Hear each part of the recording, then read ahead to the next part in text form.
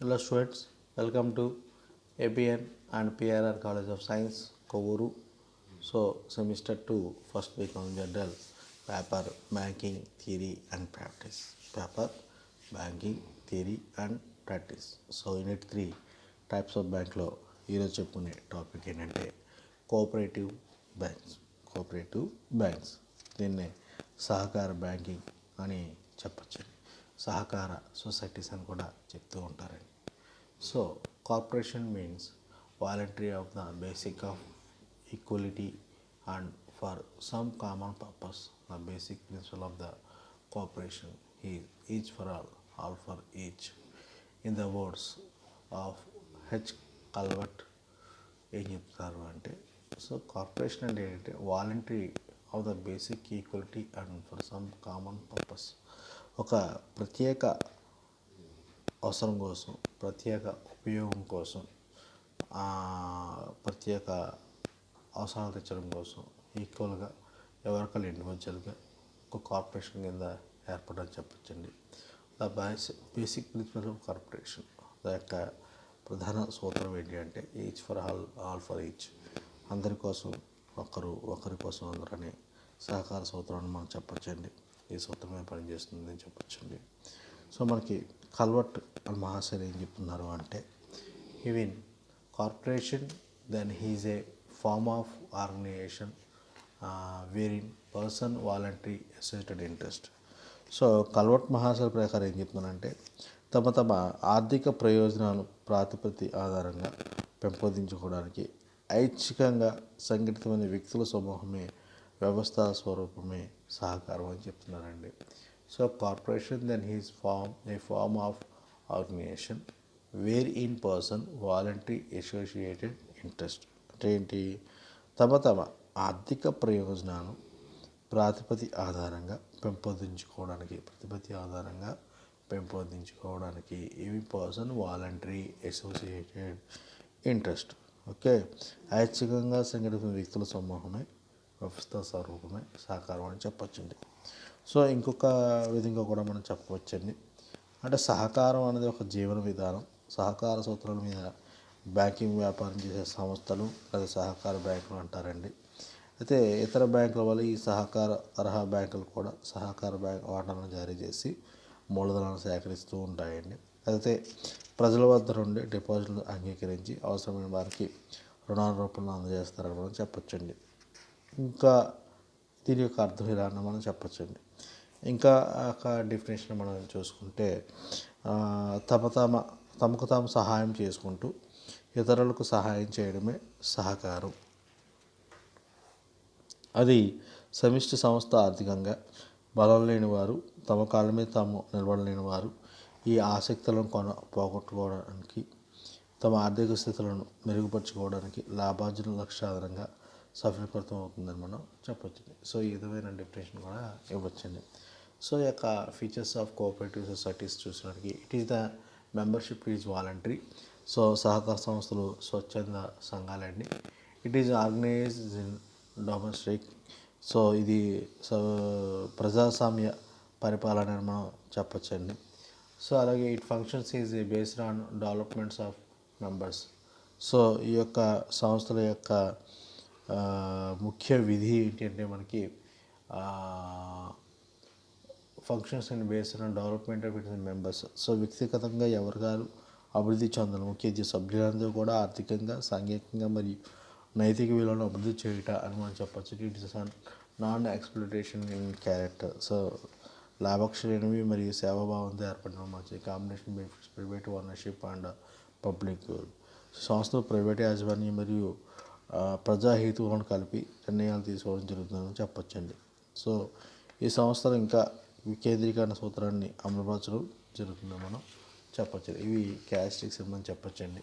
So దీని యొక్క structure చూసినప్పటికి ఏంటంటే స్ట్రక్చర్ ఆఫ్, సో మనం ఇక్కడ ఈ యొక్క సహకార సంస్థల యొక్క స్వరూపాన్ని చూస్తే స్ట్రక్చర్ ఆఫ్ కమర్షియల్ బ్యాంక్ ఇక్కడ రెండు రకాలుగా డివైడ్ చేయొచ్చండి. Even divide two types of even agriculture institution and non agriculture institution. So agriculture institution divided two types, even short term and credit short structure and long term credit structure. So అలాగే ఈ short term structure మళ్ళీ 3 types divide చేస్తామండి. State cooperative banks, అలాగే primary agriculture cooperative credit societies and అలాగే district central cooperative banks. అలాగే long term credit structures మళ్ళీ 2 types divide చేస్తాం. State cooperative agriculture and rural development banks and primary cooperative agriculture and rural development banks. So మనం ఈ యొక్క సహకార సంస్థల్ని 2 రకాలుగా డివైడ్ చేస్తున్నామండి. ఒకటి వచ్చరికి వ్యవసాయ సహకార బ్యాంకులు, రెండో వచ్చి వ్యవసాయేతర సహకార బ్యాంకులు. సో ఈ యొక్క అగ్రికల్చర్ సెక్టర్ మళ్ళీ మనం 2 టైప్స్గా డివైడ్ చేస్తాం. ఒకటి షార్ట్ టర్మ్ స్వల్పకాలిక సహకార సంఘాలు, రెండోది లాంగ్ టర్మ్ దీర్ఘకాలిక పరపతి సంఘాలు. స్వల్పకాలిక సంఘాలు మళ్ళీ 3 విధాలుగా డివైడ్ చేస్తామండి. ఒకటి వచ్చరికి స్టేట్ కోఆపరేటివ్ బ్యాంక్స్, రాష్ట్ర సహకార బ్యాంకులు, రెండోది వచ్చేసి జిల్లా కేంద్ర సహకార బ్యాంకులు, primary district central central banks. అలాగే మూడో వచ్చరికి ప్రైమరీ అగ్రికల్చర్ క్రెడిట్ సొసైటీస్, ప్రాథమిక సహకార బ్యాంకులు మనం డివైడ్ చేయొచ్చండి. సో ఈ స్ట్రక్చర్ కోసం ఎక్కువగా మనకి చెప్తూ ఉండాలండి. There are the different types of cooperative credit institution working in India. The institution can be classified in two broad categories: agriculture and non-agriculture. Agriculture credit institution further divided into short-term and agriculture institutions and long-term agriculture credit institutions. The short-term agriculture credit institution which cater to the short-term financial needs agriculture have three-tier feudal structure. So మనకి ఈ యొక్క మన భారతదేశంలో సహకార సంస్థలు ఉన్నాయండి. వాటిని స్థూలంగా 2 రకాల కింద వర్గీకరించవచ్చు. అవి వ్యవసాయ సహకార సంఘాలు, రెండోది వచ్చి వ్యవసాయేతర సహకార సంఘాలు. అయితే ఈ యొక్క వ్యవసాయ సహకార బ్యాంకులు మళ్ళీ 2 రకాలుగా వర్గీకరిస్తాం. అవి స్వల్పకాలిక పరపతిని అందించేవి, రెండోది వచ్చి దీర్ఘకాలిక పరపతిని అందించేవి. అయితే ఈ యొక్క సహకార పరపతిని అందించే సంస్థలు 3 అంచెల వ్యవస్థ సూత్రంపై నడుస్తూ ఉంటాయండి. అంటే రాష్ట్రంలో ప్రతి రాష్ట్రానికి ఒక బ్యాంకు, అలాగే జిల్లా స్థాయిలో జిల్లా కేంద్ర సహకార బ్యాంకు, అలాగే గ్రామీణ స్థాయిలో ప్రాథమిక వ్యవసాయ పరపతి సంఘాలు, దీర్ఘకాల పరపతి నుంచి 2 విధాలుగా వర్గీకరిస్తాం. అవి మళ్ళీ రాష్ట్ర స్థాయి వచ్చరికి రాష్ట్ర స్థాయి వ్యవసాయ మరియు గ్రామీణ అభివృద్ధి సహకార బ్యాంకులు, అలాగే రెండోది వచ్చి ప్రాథమిక సహకార మరియు వ్యవసాయ ప్రాంతీయ అభివృద్ధి బ్యాంకుని డివైడ్ చేస్తాం. సో మొట్టమొదటిగా మనం రాష్ట్ర సహకార బ్యాంకుల కోసం మనం చెప్పుకోవచ్చండి. సో స్ట్రక్చర్ మనం చూసుకున్నట్టుగా at the effects there is the state cooperative banks in each state. So ప్రతి రాష్ట్రానికి రాష్ట్ర స్థాయిలో కూడా ఒక శిఖరాగ్ర స్థాయిలో ఈ యొక్క స్టేట్ కోఆపరేటివ్ బ్యాంక్స్ అనేవి ఉంటాయండి. At the effects there is the state cooperative banks in each state. At the district level there is the central cooperative banks, అలాగే జిల్లా స్థాయిలో కేంద్ర సహకార బ్యాంకులు, జిల్లా కేంద్ర సహకార బ్యాంకులు చెప్పొచ్చండి. అలాగే at the village levels there are primary agriculture credit societies, PSCS, ప్రాథమిక వ్యవసాయ పరపతి సంఘాలని చెప్పొచ్చండి. Long term agriculture providing land development banks who hold the whole structure of the cooperative credit institution shown on the chart given above March 2008. So state cooperative banks SBS చూసినప్పటికీ ప్రతి రాష్ట్రానికి ఒక సహకార బ్యాంక్ ఉంటుందండి. దీనిలో అన్ని జిల్లా కేంద్ర సహకార బ్యాంకులు కూడా సభ్యులుగా ఉంటారండి. ఇతరులు కూడా చేరవచ్చు. దీన్ని ఉన్నత స్థాయిని బట్టి శిఖరాగ్ర బ్యాంకు అని మనం చెప్పొచ్చండి. సో దీనికి క్యాపిటల్ అమౌంట్ అనేది ఏ విధంగా వచ్చింది, మూలధనం అనేది మనం చూసుకుందామండి. So capital state cooperative banks obtain their working capital from both funds including share capital and various types of reserves. Members cooperative societies and their entire central cooperative and share capital very small deposits is also cooperative societies and central cooperative banks. The remaining deposits come from the individual local bodies and thus borrowing by state cooperative banks mainly from the reserves and remaining from the state government of and others. So ఇక్కడ మూలధనం ఎలా సమకూరుతుంది అంటే రాష్ట్ర సహకార బ్యాంకులు తమకు అవసరమైన ప్రస్తుత మూలధనాన్ని సొంత నిధులు అనగా మూలధన డిపాజిట్లు అనగా ప్రాథమిక సంఘాలు, లేకపోతే కేంద్ర సహకార బ్యాంకులు, లేకపోతే ఇతర వ్యక్తులు మరియు నాబార్డు నుంచి తెచ్చుకున్న రుణాలు, వ్యాపార అవసరాలకు కావాల్సిన మొత్తంలో నాబార్డు 50% పైన అందిస్తుంది మనం చెప్పచ్చండి. అలాగే functions and organisation. So state cooperative banks are apex institution in the 3-tier cooperative credit structure operating at the state level. Every state has state operative banks, SBS, state cooperative banks occupy a unique position in the cooperative credit structure because of their function of their finance control and supervising of the central cooperative banks and through them primary credit societies. So మనకి ఇక్కడ వచ్చేటప్పటికి వీటి యొక్క నిధులు కానీ functions చూస్తే నాబార్డు మరియు సహకార బ్యాంకు వ్యవస్థకు మధ్యవర్తిగా పనిచేస్తూ ఉంటాయండి. అలాగే మిగులు నిధులు కేంద్ర సహకార బ్యాంకులు కానీ తమ మిగులు మొత్తాన్ని నిధులు అవసరం గల కేంద్ర సహకార బ్యాంకులు రుణాల రూపంలో అందించవలసి కోరుతుందండి. అలాగే కేంద్ర సహకార బ్యాంకుల అవసరమైన పరపతిని అందజేయట, నియంత్రణ మరియు పర్యవేక్షణ చేయటం మొదలగు విధులు కూడా నిర్వహిస్తుందని మనం చెప్పొచ్చండి. అలాగే loans and advances. State cooperative banks are mainly interested in providing loans and advances cooperative societies. More than 95% loans given in the agriculture purpose. So ఇక్కడ రుణాలు చూసినట్టు మనకి సహకార బ్యాంకులు ముఖ్యంగా తమ రుణాలు సహకార సంఘాలు అందజేయడానికే ఆసక్తి కనబరుస్తాయని. అంటే మొత్తం రుణాలు దగ్గర 95% నుంచి 98% సహకార సంఘాలుగా అందజేయడం జరుగుతుంది. వీటిలో 75% స్వల్పకాలిక రుణాలు, ఎక్కువ శాతం రుణాలు వ్యవసాయ అవసరాల నిమిత్తం అందజేస్తుందని కూడా మనం చెప్పొచ్చండి. అలాగే రెండో స్టేజ్ వచ్చేటికి district central cooperative banks. District central cooperative banks జిల్లా కేంద్ర సహకార బ్యాంకులు అంటారు తెలుగులో. So cooperative banks, central banks are generally organised by primary credit societies belongs to specific district. In short they are federation of primary credit societies belongs to a specific district. And central cooperative banks are also called district central cooperative banks. So ఇక్కడ వివిధ జిల్లా స్థాయిలలో ప్రతి జిల్లా కేంద్రంలోనూ ఉంటాయండి. అయితే ఆ జిల్లాలోని ప్రాథమిక సహకార బ్యాంకులు సభ్యులుగానే ఉంటారు, ఇతరులు కూడా చేరవచ్చు. వీటి ముఖ్య విధి ఏంటంటే ప్రాథమిక సహకార ప్రభుత్వ సంఘాలు సౌకర్యం కలుగజేయడం, అలాగే ప్రాథమిక సహకార బ్యాంకులు సక్రమంగా నిర్వహించేందుకు సలహాలు ఇస్తాయి. అలాగే సాధారణ బ్యాంకింగ్ వ్యాపారం కూడా అందజేస్తూ ఉంటాయండి. అంటే ప్రజల డిపాజిట్లను కూడా అంగీకరిస్తూ కూడా ఉంటాయి. సో దీనికి మూలధనం ఎలా వస్తుంది, క్యాపిటల్ అమౌంట్ అనేది. So district central cooperative banks వచ్చేటికి he's raise their working capital from the own funds, deposits, borrowing and other source. In the own funds on major production concepts of shares capital contribution with cooperative societies and the state government, and the rest in made of the reserves deposits mobilization by central cooperative banks were used from the state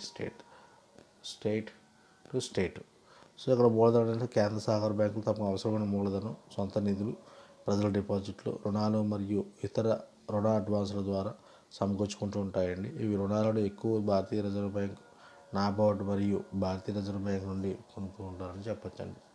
అలాగే loans and advance వచ్చేటప్పటికి so the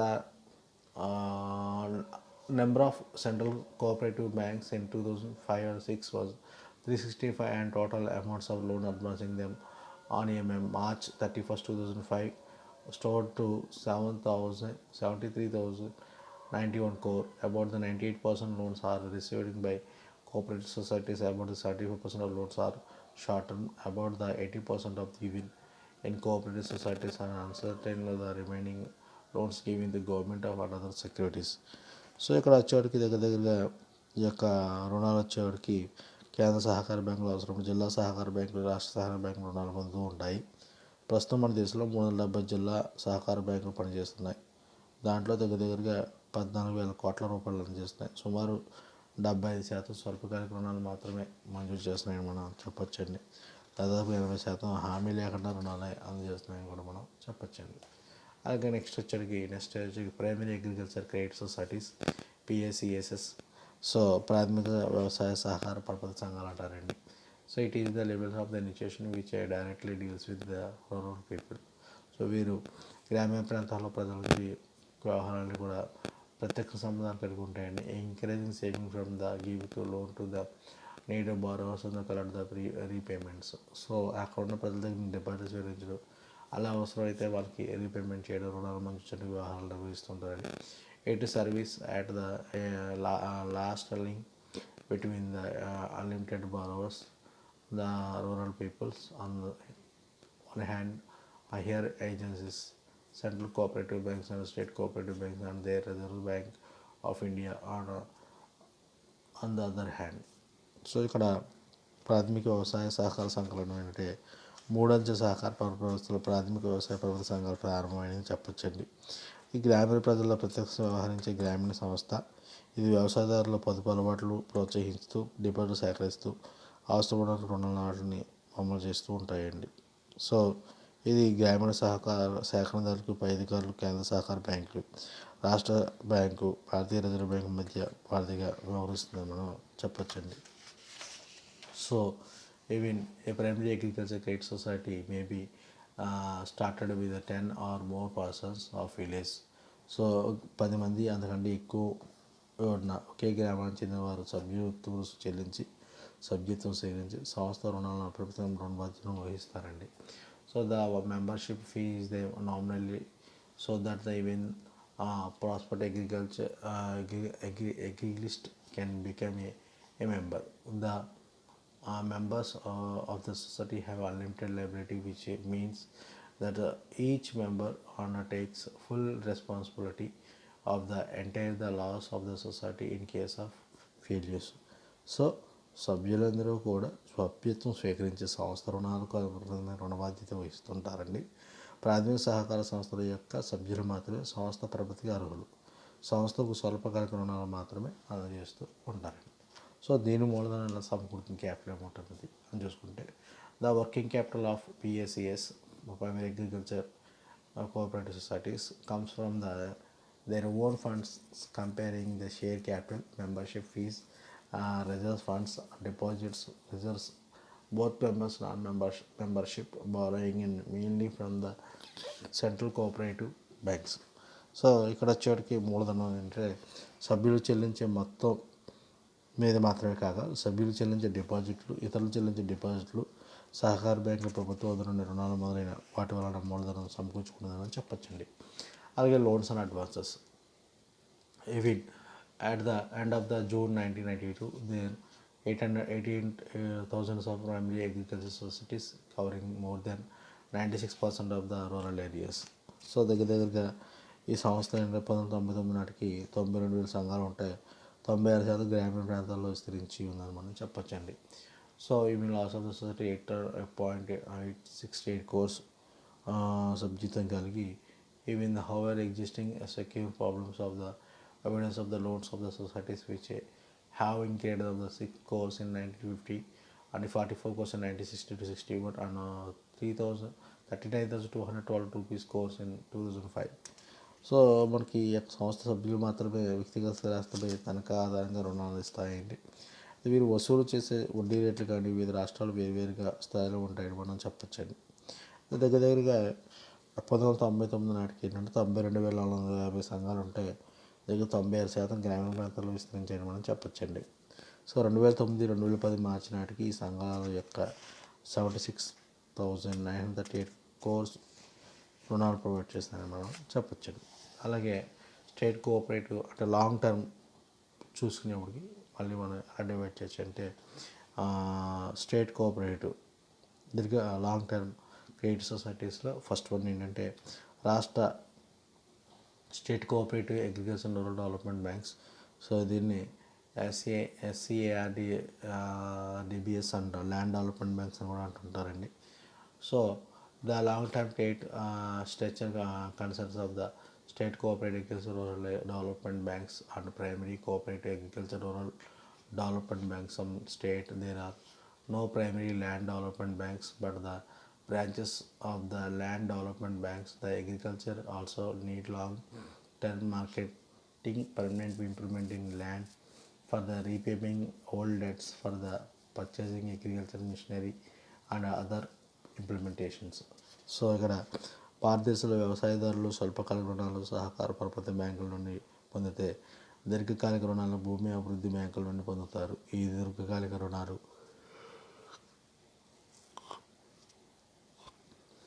బీడు భూములు, అభివృద్ధి వ్యవసాయ అమలు తెచ్చడానికి మరియు వ్యవసాయ యంత్రాలను కొనుగోలు చేయడానికి ఉపయోగపడుతున్నాయని చెప్పొచ్చండి. అలాగే వీటి క్యాపిటల్ ఫండ్ ఎలా వచ్చరికి ఎలా వస్తుంది అంటే so land development banks their funds development banks raise their funds from the share capital, reserves, deposits, loans and advances and developments. Debentures biggest the source of the finance, and those debentures are subscribed uh, and Reserve Bank.